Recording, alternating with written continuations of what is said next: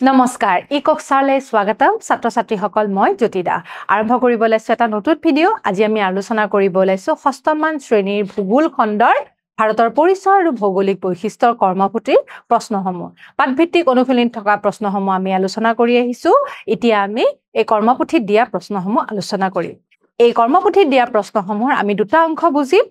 এটা অংশ আজি আমি আলোচনা কৰিম আনটো অংশ আন এটা ভিডিঅ' বুজিবলৈ চেষ্টা কৰিম আহাচোন এই প্ৰশ্নসমূহ কি চাওঁ আহা তলত দিয়া ভাৰতৰ মানচিত্ৰত নিম্নোক্ত ঠাইবোৰ চিহ্নিত কৰা আৰু যথাস্থানত সাংকেতিক চিহ্ন প্ৰয়োগ কৰিব দিছে আমাক কেইটামান অপচন দিছে সেইকেইটা আমাক মানচিত্ৰখনত বহুৱাব দিছে গতিকে ছাত্ৰ ছাত্ৰীসকল ভাৰতৰ চাৰিসীমাত থকা ৰাষ্ট্ৰবোৰ আমি কি ৰূপে সাংকেতিক চিহ্ন দিম ধৰা আমি সাংকেতিক চিহ্ন দিলো এইটো বুলি এটা ত্ৰিভুজৰ সিম্বল এটা দি সাংকেতিক চিহ্ন নাম নিলিখে মেপত গতিকে হিমালয় পৰ্বত বুলি কোৱাৰ লগে লগে আমি এদৰে দিম তিনিখন মুখ্য নদী বুলি কোৱাৰ লগে লগে আমি এদৰে দিম ঠিক আছে আমি এটা অপচনে লিখিম পশ্চিম দিশত অৱস্থিত দুটা বন্দৰৰ নাম গতিকে বন্দৰ বুলি কোৱাৰ লগে লগে আমি ধৰা দিলো এদৰে ঠিক আছে এদৰে মানে আমি দিখাৰ লগে লগে বুজিব লাগিব এটো মানে হৈছে বন্দৰৰ কথা উল্লেখ কৰিছে ঠিক আছে হ'ব গতিকে আমি এদৰে এটা এটা সাংকেতিক চিহ্ন লিখিম মৰুভূমি অঞ্চলৰ এখন নগৰৰ নাম লিখিব দিছে গতিকে মৰুভূমি অঞ্চলৰ এখন নগৰৰ নাম আমি এদৰে বুজিম এটো হৈছে সাংকেতিক চিহ্ন তাৰছত লাক্ষাদ্বীপ আৰু আন্দামান নিকোবাৰ দ্বীপপুঞ্জ আমি এদৰে বুজিম হ'ব লাক্ষাদ্বীপক আমি এদৰে বুজিম আৰু আন্দামান নিকোবাৰ দ্বীপপুঞ্জক আমি এদৰে বুজিম হ'ব গতিকে এই সাংকেতিক চিহ্নকেইটা আমি ইয়াতে বহুৱাম আহাচোন এতিয়া ভাৰতৰ চাৰিসীমাত থকা ৰাষ্ট্ৰবোৰৰ ভিতৰত আমাৰ কি আছে এই সাংকেতিক চিহ্নটো আমি ইয়াতে বহাম নেপাল আছে ভূটান আছে চীন আছে হয়নে তিনিখন নেপাল ভূটান আৰু চীন তাৰ পিছত এফালে আছে म्यांमार বাংলাদেশ হ'ব এফালে আছে পাকিস্তান আৰু এফালে আছে আফগানিস্তান ঠিক আছে আৰু এইখন হৈছে শ্ৰীলংকা ৰাষ্ট্ৰৰ কথা কৈছে আমাৰ সেই কাৰণে আমি এইটা চিহ্ন বুজাম যেহেতু আমাক সাগৰ মহাসাগৰৰ কথা কোৱা নাই গতিকে আমি তাতে চিহ্ন নিদু ৰাষ্ট্ৰকেইখনৰ নামতে চিহ্ন দিম এতিয়া আমাক হিমালয় পৰ্বতৰ কথা সুধিছে হিমালয় পৰ্বতৰ চিহ্নটো আমি এদৰে বুজাম ইয়াতে আছে হিমালয় পৰ্বত হ'ব তাৰ পিছত তিনিখন মুখ্য নদী ক'ত ক'ত আছে ইয়াতে আছে লাডাখত হিন্দু তাৰছত গংগা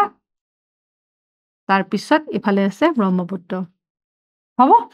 তাৰ পিছত পশ্চিম দিশত অৱস্থিত দুটা বন্দৰ ইয়াতে আছে কি অপচন দিম আমি এদৰে মহাৰাষ্ট্ৰত আছে মুম্বাই আৰু ইয়াতে মুম্বাইৰ গাতে লগ লাগি আছে গোৱা হ'ব মৰুভূমি অঞ্চলৰ এখন নগৰ জেছলমেৰ ইয়াতে আছে আমি অপচনটো কিদৰে লিখিছিলো এদৰে এটোৱে বুজাইছে মৰুভূমি অঞ্চলৰ এখন নগৰ ৰাজস্থানত আছে তাৰ পিছত আছে লাক্ষাদ্বীপ আৰু আন্দামান নিকোবাৰ লাক্ষাদ্বীপ আৰু আন্দামান নিকোবাৰ লাক্ষাদ্বীপ হৈছে এইখন গতিকে লাক্ষাদ্বীপত অপচনটো আমি এদৰে লিখিম আকৌ দিছে আমাক আন্দামান নিকোবাৰ দ্বীপপুঞ্জ আন্দামান নিকোবাৰ দ্বীপপুঞ্জ হৈছে এইটো ঠিক আছে গতিকে সাংকেতিক চিহ্নবিলাক আমি এদৰে বহাব লাগিব আৰু এইখন তালিকা আমি লিখি দিব লাগিব যে এইগেটাই আমাক বুজাইছে ভাৰতৰ ৰাষ্ট্ৰসমূহ বা এইগেটাই বুজাইছে হিমালয় পৰ্বত এইগেটাই বুজাইছে তিনিখন মুখ্য নদী তাৰ পিছত বুজাইছে পশ্চিম দিশত অৱস্থিত দুটা বন্দৰ তাৰ পিছত লাক্ষাদ্বীপ আৰু আন্দামান নিকোবাৰ আৰু মৰুভূমি অঞ্চলৰ এখন নগৰ গতিকে সাংকেতিক চিহ্নৰ জৰিয়তে আমি বুজি পাম যে মেপত ক'ত ক'ত অৱস্থিত আছে ঠাইবোৰ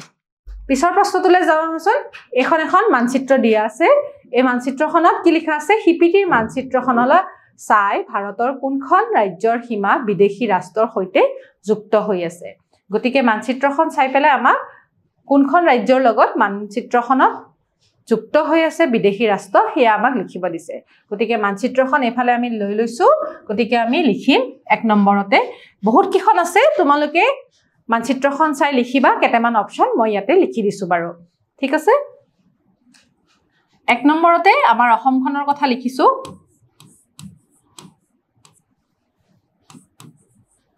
ৰাজ্যৰ হিচাপত অসমত কোন কিখন লগ লাগি আছে তোমালোকে ক'ব পাৰিবানে বাংলাদেশখন লাগি আছে ভূটানখন লাগি আছে হয়নে গতিকে আমি কি বুলি লিখিম বাংলাদেশ আৰু ভূটান এইকেইখন হৈছে বিদেশী ৰাষ্ট্ৰ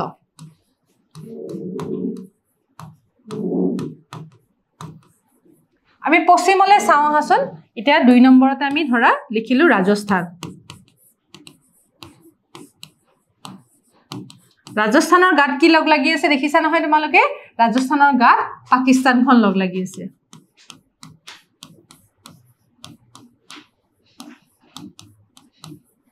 ঠিক আছে তাৰ পিছত এফালে আছে সিকিম সিকিমৰ গাত আকৌ কি লগ লাগি আছে জানানে চোৱাচোন সিকিমৰ গাত কি লগ লাগি আছে সিকিমৰ গাত লগ লাগি আছে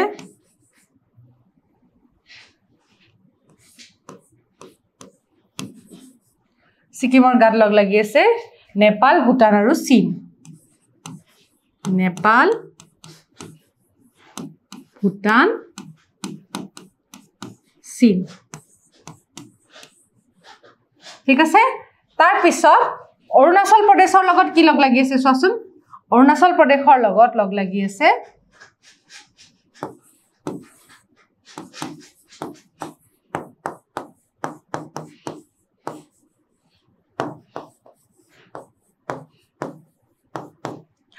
চীন হ'ব চীন আছে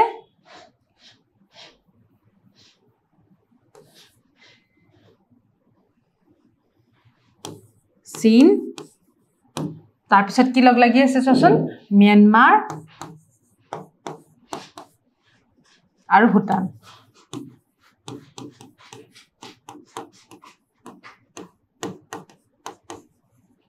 ঠিক আছে তাৰ পিছত পঞ্জাবৰ লগত কি লগ লাগি আছে কোৱাচোন তোমালোকে মেপখন চালে আমি ধৰিব পাৰো পঞ্জাবৰ লগত লগ লাগি আছে পাকিস্তান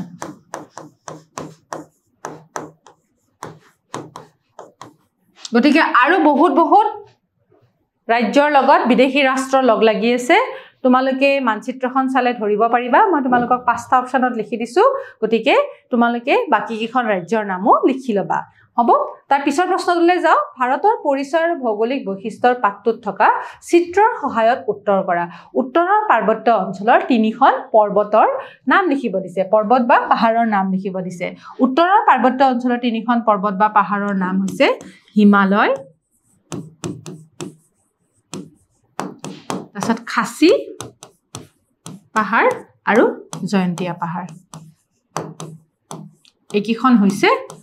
উত্তৰৰ পাৰ্বত্য অঞ্চলৰ পাহাৰৰ নাম বা পৰ্বতৰ নাম দক্ষিণাত্য মালভূমি অঞ্চলত অৱস্থিত 3খন পাহাৰ পৰ্বতৰ নাম লিখিব দিছে গতিকে কি হয় আৰাৱলী বিন্ধ্য বা সাতপুৰা আৰু আছে তোমালোকে যিকিখন ভাল দেখা ইয়া লিখিব পাৰা মই ইয়াতে 3টা অপচন লিখি দিছো আৰাৱলী বিন্ধ্য আৰু সাতপুৰা হ'ব তাৰ পিছৰ প্ৰশ্নটো চাওঁচোন উত্তৰ ভাৰতৰ সমভূমি অঞ্চলৰ 3খন নদীৰ নাম লিখা গতিকে কি হ'ব হিন্দু নদী তাৰছত গংগা আৰু ব্ৰহ্মপুত্ৰ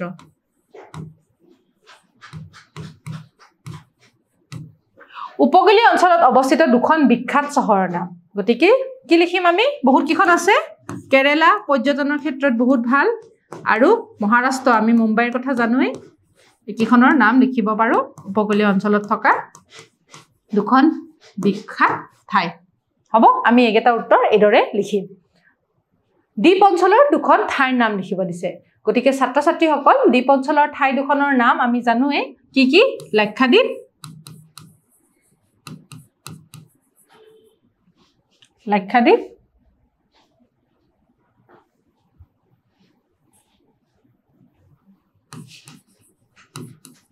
আৰু আন্দামান নিকোবৰ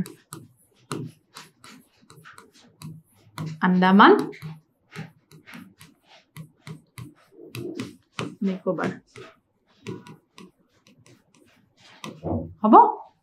ঠিক আছে এতিয়া আমাক ক অংশৰ লগত খ অংশ মিলাব দিছে গতিকে আমি এই ক অংশৰ লগত খ অংশ মিলাহাচন কিদৰে লিখিম আমি কৃষি কাৰ্য কোনটো অঞ্চলত হয় কব পাৰিবানে কৃষি কাৰ্যৰ কাৰণে আমাৰ কোনটো অঞ্চল ভাল সমভূমি অঞ্চল ঠিক আছে তাৰ পিছত কপা খেতিৰ কাৰণে আমাৰ কোনটো অঞ্চল ভাল দাক্ষিণাত্য মালভূমি কলা মাটিৰ কাৰণে বিখ্যাত হয় গতিকে এই অঞ্চলত কপা খেতি ভাল হয় মাছ ধৰা কাৰ্য হৈছে কোনটো অঞ্চলত হ'ব উপকূলীয় অঞ্চলত ঠিক আছে তাৰ পিছত মাছ ধৰা কাৰ্যৰ কথা আমি জানোৱে উপকূলীয় অঞ্চলত সাগৰ আছে গতিকে সাগৰত মাছ ধৰা কাৰ্য বহুত ভাল হয় গতিকে প্ৰধান বৃত্তি হিচাপে মাছ ধৰা কাৰ্য তেওঁলোকে কৰে তাৰ পিছত আছে অৱসৰ বিনোদনত আমাৰ ইয়াৰে ভিতৰত অপচনটো মিলিব কোনটো মৰুভূমি অঞ্চল কাৰণ তাতে বিভিন্ন ধৰণৰ সাংস্কৃতিক বা জনজাতীয় লোকসকলে বিভিন্ন ধৰণৰ প্ৰগ্ৰাম কৰে আৰু সেই কাৰণে তাতে আমি অৱসৰ বিনোদনৰ কাৰণে যাব পাৰো ঠিক আছে জলবিদ্যুৎ প্ৰকল্প ক'ত হয় বেছিকে পাৰ্বত্য অঞ্চলত হয় আৰু জাৰুৱা জনজাতি হেতু হৈছে আন্দামান নিকোবাৰৰ এটা জনজাতি হেতু হৈছে দ্বীপ অঞ্চলৰ জনজাতি ঠিক আছে ছাত্ৰ-ছাত্ৰীসকল গতিকে ছাত্ৰ-ছাত্ৰীসকল অহা ক্লাছত আমি বাকি ৰৈ যোৱা প্ৰশ্নসমূহ আলোচনা কৰিম তেতিয়ালৈ সামৰিছো নমস্কাৰ